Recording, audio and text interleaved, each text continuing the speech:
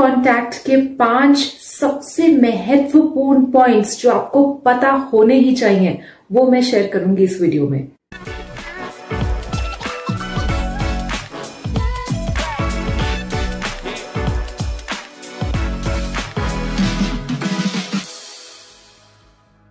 हाय, मेरा नाम श्रेया कंसल्टेंट हूँ और मेंटल वेलनेस काउंसलर भी हूँ।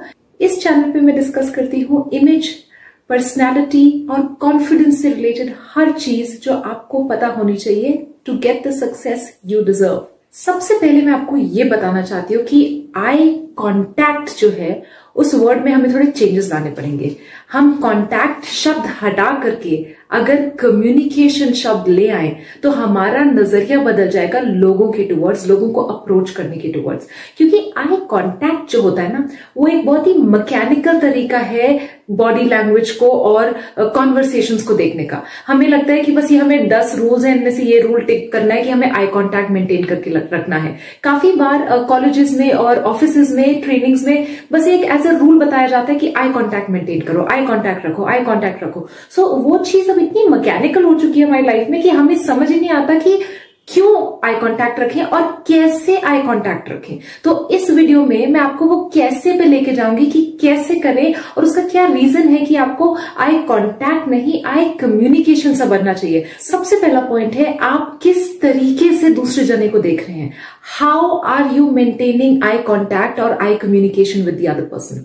एक तरीका किसी को देखने का है डायरेक्ट, उसको हम इंटेलेक्चुअल आई कांटेक्ट भी बोलते हैं कि intellectual style of I communication, more piercing, कि आप किसी को बस एक तरफ से देख रहे हैं जिसमें कोई ज्यादा जान नहीं है, कोई हार्ट नहीं है, कोई ज्यादा इमोशन नहीं है। एक दूसरा तरीका होता है जब आप किसी के साथ एक कनेक्शन का इंटेंशन रखते हैं, तब आप जब उस जने को देखते हैं तो एक थोड़े इमोशन के साथ देखते हैं, थोड़े हार्ट एंड सोल के साथ देखते हैं।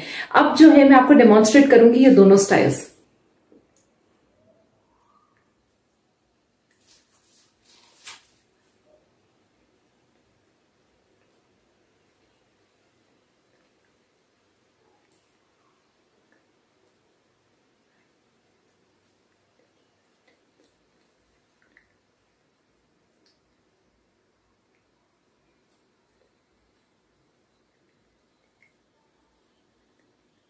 देखिए, मानते हैं कि आंखें सिर्फ अकेले काम नहीं करती, पूरा फेस साथ में काम करता है और वो पॉइंट अभी आगे आएगा कि अपने पूरे फेस को कैसे यूज करें आई कम्युनिकेशन के लिए। बट फॉर नाउ ये सबसे पहला पॉइंट समझना जरूरी है कि आप जब किसी को देख रहे हैं वो देखने का इंटेंशन क्या है। क्योंकि आप वर्क स्पेस में या ऑफिस एनवायरमेंट में बात कर रहे हैं उसका मतलब ये नहीं कि आप एक इंटेलेक्चुअल स्टाइल अडॉप्ट करेंगे, जरूरी नहीं है। आप एक वार्मथ और इमोशन और क्यूरियोसिटी का स्टाइल भी अडॉप्ट कर सकते हैं एट वर्क, क्योंकि हमारा एम कनेक्शन है, हमारा एम आई कॉन्टैक्ट नहीं है। आइडियली एक दोनों का कॉम्बिनेशन होना चाहिए। जब आप किसी को आई कांटेक्ट या कम्युनिकेट कर रहे हैं तो थोड़ा सा डायरेक्ट पियर्सिंग तरीका रखिए जहां जरूरत है रखने की, और बाकी जगह जो है एक वार्मथ और एक इमोशन के साथ किसी को देखिए। और जब आप इन दोनों को ब्लेंड करेंगे तब आपका आई कम्युनिकेशन होगा।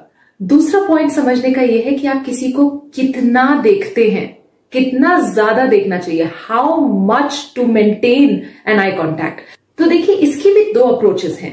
एक, जब आप बात कर रहे हैं तब किसी को कितना देखना चाहिए, और दूसरा जब आप किसी को सुन रहे हैं तब कितना देखना चाहिए। तो पहले वाले पे आते हैं कि जब आप बोल रहे हैं तो किसी को कितना देखना चाहिए। मैं आपको ये डेमोन्स्ट्रेट करूंगी अभी।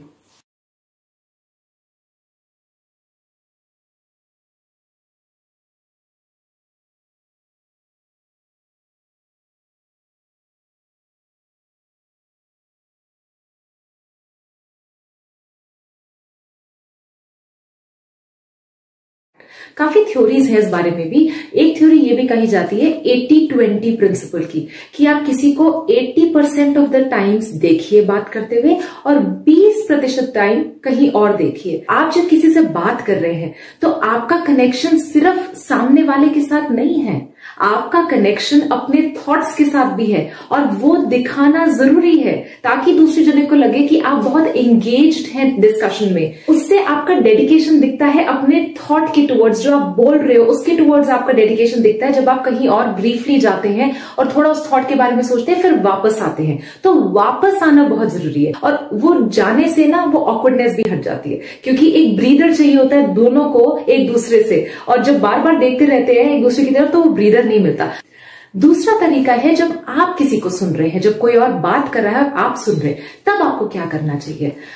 सबसे पहले तो ये समझिए कि जब कोई आपसे बात कर रहा है और आपको उनको सुनना है, तो एक ही प्रूफ है उस जने के पास ये एस्टैब्लिश करने का कि आप उनकी बात सुन रहे हैं, और वो प्रूफ ये है कि आप उनकी तरफ देख रहे हैं।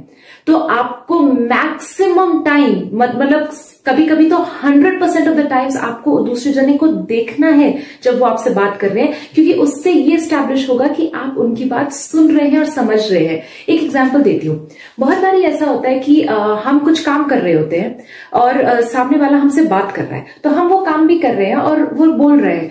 तो कितनी बार होता है दूसरा जना बोलता है मेरी बात सुन रहे हो कि नहीं, और हम बोलते हैं हाँ हम सुन तो रहे हैं, तो बोलते हैं नहीं तुम देख नहीं रहे हो।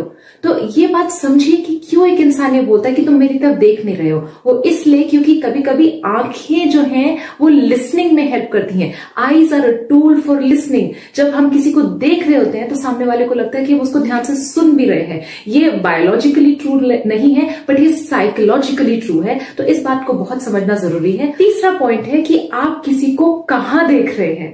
ये बहुत ही फनी पॉइंट लगेगा, बहुत ट्रू पॉइंट है कि जब आप आई कांटेक्ट या कम्युनिकेशन कर रहे हैं तो आप उसको देख कहां रहे हैं। कहा जाता है कि जब आप किसी के साथ आई कांटेक्ट या कम्युनिकेशन कर रहे हैं तो उनके फेस पे रहिए, और जहां तक फेस की बात है सिर्फ आईज की तरफ देखिए। दो थ्योरीज है इधर भी। एक तरीका है कि आप किसी की सिर्फ एक आंख पे देखिए। कहा जाता है कि आप जब किसी को देख रहे हैं दोनों आंखों में तो आप एक साथ नहीं देख सकते, तो किसी एक आंख पे फोकस करिए।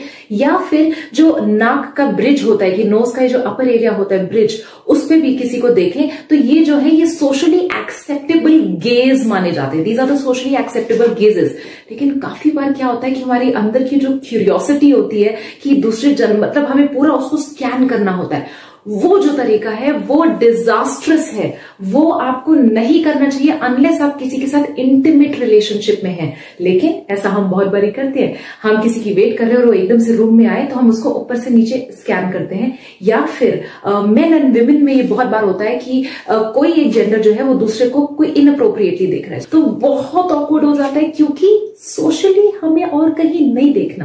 देखिए ये एक साइकोलॉजी है, बॉडी लैंग्वेज इज साइकोलॉजी, और हमें ये समझना बहुत जरूरी है कि हमारे ह्यूमन बिहेवियर के अंदर दो टाइप के बिहेवियर होते हैं। एक होता है आपका कॉन्शियस एंड कंडीशनड बिहेवियर, एक होता है सबकॉन्शियस बिहेवियर, और उसको बॉडी लैंग्वेज में भी ट्रू माना जाता है।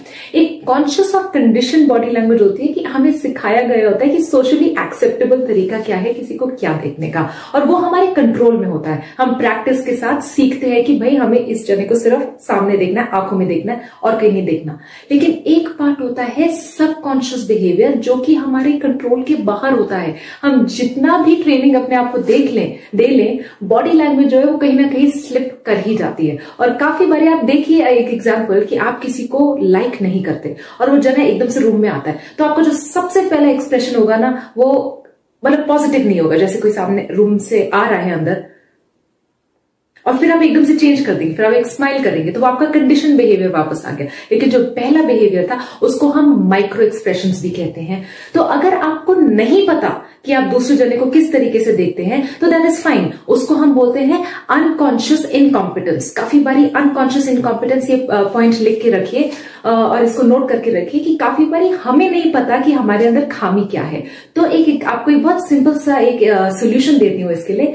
अगली बारी अगर आपको पता करना है कि आप सबसे पहले किसी को कहां पे देखते हैं, तो अपने किसी फैमिली मेंबर या क्लोज फ्रेंड को बोलिए कि आपकी आई कम्युनिकेशन को इवेल्युएट करें। क्या आप उस जने को आंख में देख रहे हैं, क्या आप ऊपर से नीचे स्कैन कर रहे हैं, क्या या फिर आप इनअप्रोप्रिएटली उस जने को कहीं देख रहे हैं जहां नहीं देखना चाहिए। और इससे आपको समझ आ जाएगा कि आपका जो नेचुरल नेचुरल रिस्पॉन्स होता है आई कम्युनिकेशन का, वो क्या होता है। ये एक फुल प्रूफ तरीका है, क्योंकि friends, close friends and family usually हमेशा सही फीडबैक देते हैं, अच्छी इंटेंशन के साथ देते हैं। चौथा पॉइंट है eye communication should be in tandem, माने कि आपका जो आई मूवमेंट है वो दूसरे जने की कॉन्वर्सेशन के पेस में रहना चाहिए, वो सिचुएशन और कॉन्टेक्स्ट के हिसाब से होना चाहिए।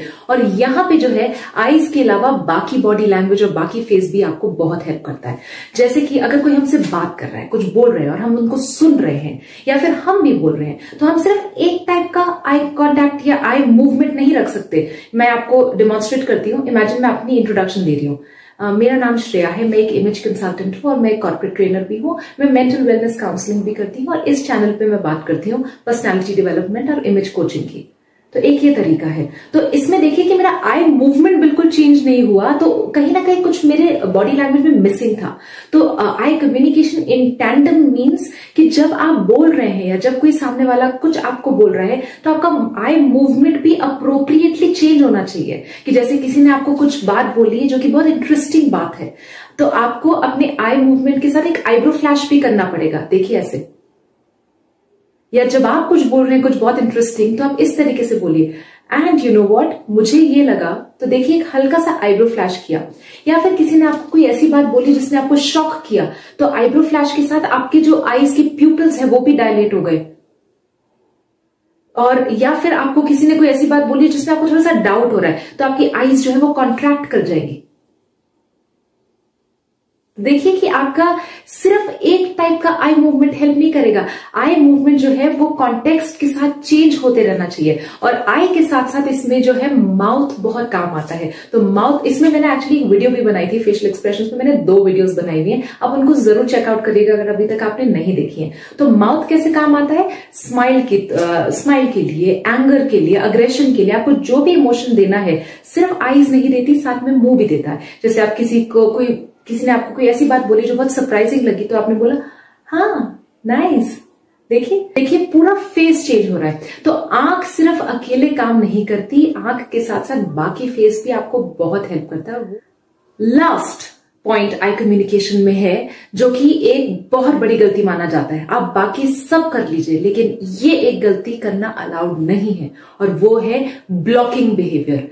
अगर आपने अपनी आंखें ब्लॉक कर ली, और ब्लॉक कैसे करते हैं, जब हम नीचे देखना शुरू कर देते हैं, फ्लोर की तरफ, ग्राउंड पे नीचे देखना शुरू कर देते हैं। ये आप सबसे बड़ा डेटरेंट है कम्युनिकेशन में, क्योंकि अगर आपने ये कर दिया तो आपका कनेक्शन जो है वो बिल्कुल खत्म हो गया, जैसे आपने वो तार काट दी, और इसका रेपरकशन और कॉन्सिक्वेंस बहुत भारी पड़ सकता है। यूएस में काफी रिसर्च हुई है जिसमें कहा जाता है कि पेशेंट्स जो डॉक्टर्स के पास जाते हैं, 80% पेशेंट्स जो है वो डॉक्टर से ट्रीटमेंट नहीं लेते अगर उस डॉक्टर ने आई कॉन्टैक्ट मेंटेन नहीं किया पेशेंट के साथ। मेरा कुछ ऐसा एक्सपीरियंस एक बार हुआ था आज से 4 साल पहले, जब मैंने एक ट्रेनिंग की थी एक बहुत ही रिनाउंड हॉस्पिटल में, एक बहुत ही रिनाउंड कार्डियोलॉजिस्ट के साथ। हॉस्पिटल चाहता था कि उस डॉक्टर को ये ट्रेनिंग मिले। वो क्यों चाहते थे ये ट्रेनिंग मिले, क्योंकि उनका बार बार एक फीडबैक आ रहा था कि पेशेंट्स उस डॉक्टर के पास आते तो थे, पर अल्टीमेटली उस डॉक्टर से ट्रीटमेंट नहीं लेते थे। और इवैल्यूएशन के बाद ये हमें समझ आया कि वो डॉक्टर जो है वो आई कॉन्टैक्ट ही नहीं करते थे। इनफैक्ट मेरे साथ भी जब उनकी कोचिंग हुई, तो काफी बार जब मैं उनसे बात करती थी, तो वो जैसे ही मैं कुछ पूछती थी और वो रिस्पॉन्ड करते थे, वो नीचे देखना शुरू कर देते थे। तो उनका रिवर्स था कि वो 60 to 70% टाइम्स नीचे देखते थे और बाकी टाइम ऊपर देखते थे। ये जो है इसे सोशल ऑकवर्डनेस कहते हैं, और आपको इससे तुरंत एड्रेस करना पड़ेगा। अगर आप किसी के साथ कनेक्शन चाहते हैं, किसी के साथ आप एक रिलेशनशिप बिल्ड करना चाहते हैं, आप चाहते हैं एक ट्रस्ट और कंपेनियनशिप बिल्ड करना, वो नहीं हो सकता अगर आपने आईज को ब्लॉक कर दिया। आई होप आपको ये सारे पॉइंट्स बहुत हेल्प करे, और आपका टाइम है, अब आप कमेंट्स में मुझे बताइए कि कौन सा पॉइंट आपको सबसे ज्यादा अच्छा लगा और आप कौन से पॉइंट्स प्रैक्टिस करते हैं। Thank you so much for watching, take care.